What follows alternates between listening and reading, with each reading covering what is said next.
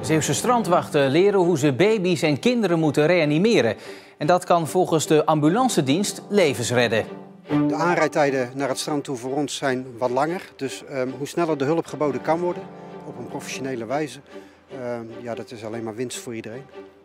En verder in deze uitzending. Monument onthuld voor verkeersslachtoffers. En aan de slag zonder ervaring of diploma.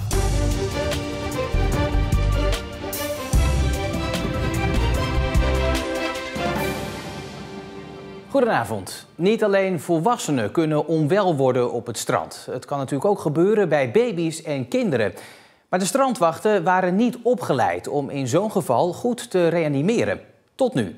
Als mensen goed getraind worden en de drempel wat lager is, zeg maar, als je een kind aangereikt krijgt om te beginnen, zeg maar, dan gaat het zeker levens redden. Ja, daar ben ik van overtuigd. Sinds kort beschikt de stichting Strandexploitatie Veren over complete familie-reanimatiepoppen van moeder met kind en baby.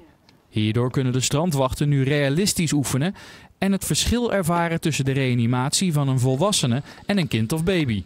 Het verschil is vooral natuurlijk dat het lichaam kleiner is en dat je dus ook bijvoorbeeld niet met 2 handen gaat duwen, maar bij een kindje met 1 hand en bij een baby met 2 duimen. En we starten ook vaak met 5 beademingen, eigenlijk net als bij een drenkeling. Omdat bij kinderen vaker het probleem is dat ze iets met de luchtwegen hebben, in plaats van echt met een hartstilstand. Wij juichen naartoe dat juist ook initiatieven zoals op het strand ook op die manier gaan oefenen. Omdat het erg aansluit bij de ambulance-alarmeringen die wij krijgen. We kennen de verslikkingen, de verstikkingen, de verdrinkingen van kinderen. Op het moment dat een moeder aankomt lopen met een kindje of een babytje bij iemand waarvan ze verwachten dat hij kan reanimeren, ja, dan is het heel lastig om te zeggen van sorry, dat kan ik niet. Want daar heb ik niet de training voor gehad. In dit geval juist dus wel. En kan dat beslissend zijn voor het leven of de dood van een kindje in dit geval, zeg maar. Ja, je moet nu niet met je hele handen, maar met je duimen de borstcompressies doen. Dus het is wel heel anders. Ja. Vind je dat lastig? Nou, het is even wennen. Hopelijk gaat het nooit gebeuren. Nee, dat hoop je natuurlijk niet. Maar je moet voorbereid zijn op elk scenario. Bij mijn eerste jaar dat ik op het strand werkte, dat er de ouders met een klein kindje naar het strand kwamen en dat ze zeiden, naar de strandwacht kwamen, van het ademt niet meer. En ik had toen eigenlijk zelf geen idee wat ik moest doen. En gelukkig was er toen een ervaren collega bij die het toen heeft opgepakt en toen heb ik gewoon de ambulance gebeld. Maar had het toen fijn gevonden als ik ook gewoon wist wat ik moest doen. Half augustus werd een jongen op het strand van Vlissingen bedolven onder het zand. Hij zat onder een gegraven brug toen deze instortte. Gelukkig liep alles goed af. Dat toont wel aan dat het belang van kinderreanimatie, oefenen, dat zeer groot is, zeg maar. Ja. Middelburgse kerkorganisaties willen dat de gemeente meer doet voor vluchtelingen en statushouders. De kerken vinden dat mensen die naar Nederland komen minimaal moeten kunnen rekenen op bed, bad en brood. Dat zijn de meest basale dingen die een mens nodig heeft, een bed, een bad en een brood. En als we daaraan kunnen bijdragen, dan maakt het niet uit waar je vandaan komt en wie je bent. De kerken willen daarom helpen en hebben huisvesting aangeboden. Toch is dat allemaal niet zo makkelijk volgens de gemeente. Het is goed dat we daar ruimtes aangeboden krijgen. Tegelijkertijd is het wel goed dat we nu tot de conclusie komen dat het handiger is om daar statushouders te vestigen als dat we daar een noodopvang gaan bieden. Want die vraagt allerlei andere dingen in opvang, in ondersteuning en dat is niet realistisch. Dus ik denk dat we op een goede manier eruit gekomen zijn. De komende weken worden de plannen door beide partijen verder uitgewerkt. Kinderen en jongeren die thuis psychiatrische hulp nodig hebben, kunnen vanaf vandaag weer terecht bij Emergis. Er was bij de GGZ-instelling in Kloetingen sinds mei een aanmeldstop op de afdeling kind en jeugd vanwege personeelsproblemen. De instelling behandelde de afgelopen 4 maanden alleen de meest urgente nieuwe hulpvragen. Andere kinderen en jongeren werden niet geholpen. Het ging in totaal om 60 kinderen. In Sint Maartensdijk is voor 6 maanden een loods op slot gegaan waar een cocaïnewasserij werd ontdekt. Agenten kwamen de locatie aan het begin van de zomer op het spoor door een dumping van drugsafval in Ossendrecht. Bij de inval werden een 64-jarige man en een 55-jarige vrouw aangehouden. Zij woonden in een huis op het terrein. Straks in deze uitzending, je moet het maar durven, personeel aannemen dat niet de juiste papieren heeft.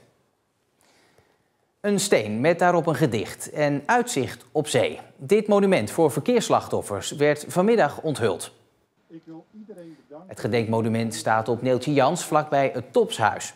Nabestaanden van verkeersslachtoffers waren al langer op zoek naar een fysieke plek om naartoe te kunnen gaan om hun omgekomen familielid te herdenken.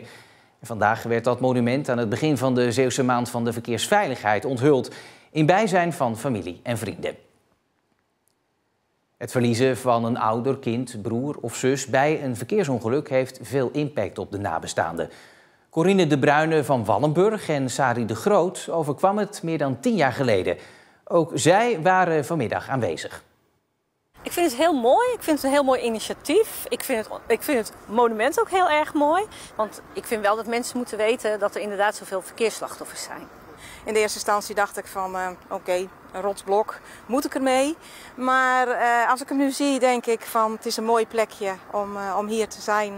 Het staat hier bij de Oosterscheldekering, maar ja, hier is uw zoon niet verongelukt. Zal u dan veel hier naartoe komen? Veel denk ik niet, maar zeker wel 1 keer in het jaar dat het op een speciale dag, wat voor hem belangrijk was en wat voor ons belangrijk is, denk ik dat we wel een keer zullen gaan inplannen dat gewoon de dag is waar wij hier naartoe gaan om te kijken. Ja. Misschien ga je er ook een keer naartoe op de dag dat degene is overleden die jouw naaste is geweest. In dit geval mijn broer.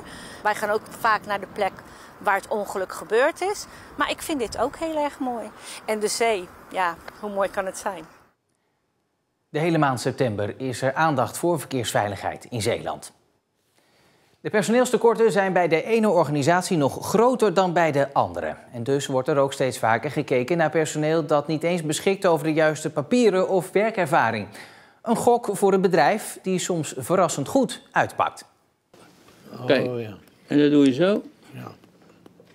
En hier zo nog. Bij de dagbehandeling voor Parkinson-patiënten in Middelburg wordt er deze middag geknutseld. Gelijn de Putter helpt de cliënten daarbij. Voor de duidelijkheid, Gelijn verleent geen fysieke zorg. Dat gebeurt alleen door medewerkers die daar gediplomeerd voor zijn. Zijn functie van verzorgingsassistent is vooral ondersteunend en gericht op het welzijn van de patiënten. Kijk, een beetje donderwolken, is wel toepasselijk vandaag. In de zorg werken. Hij had nooit gedacht dat hij dat nog eens zou doen. Ja. Had ik nooit kunnen denken van mezelf. Ik ben van de middelbare school gekomen en een kantoorbaan gevonden, altijd op kantoor gebleven.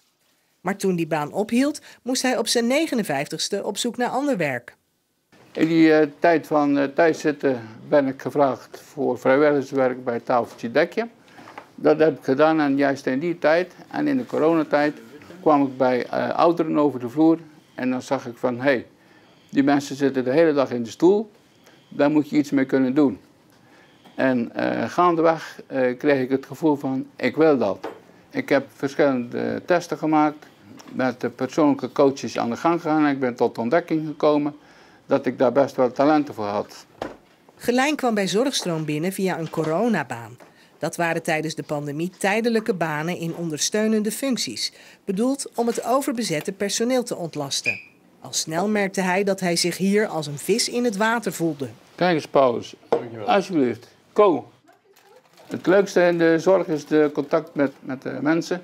Als ze dan 's middags naar huis gaan om 3 uur met de lach op hun gezicht, dan heb ik een fijne dag gehad. Zou je andere mensen aanraden om zonder diploma ergens te solliciteren? Ja, en ik vraag het omdat er nu overal personeelskrapte is. Ik zou het zeker doen als je het gevoel hebt dat het je wat lijkt.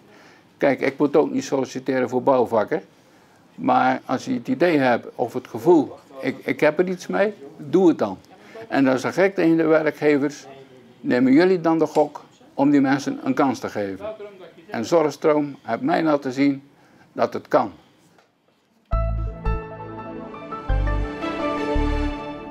Het was na wat ochtendmist hier en daar opnieuw een zonnige dag met alleen wat hoge bewolking. Zomerse temperaturen van 24 tot 27 graden. Wel een stevig oostenwindje trouwens. Morgen is dat opnieuw zo. Dan wordt het 25 tot 28 graden. Opnieuw vrij zonnig, maar al wel wat meer bewolking dan vandaag. En tot zover deze uitzending van Zeeland Nu voor vandaag. Het laatste nieuws vind je natuurlijk altijd in onze app en op omroepzeeland.nl. En ik wens u voor nu nog een hele fijne donderdagavond.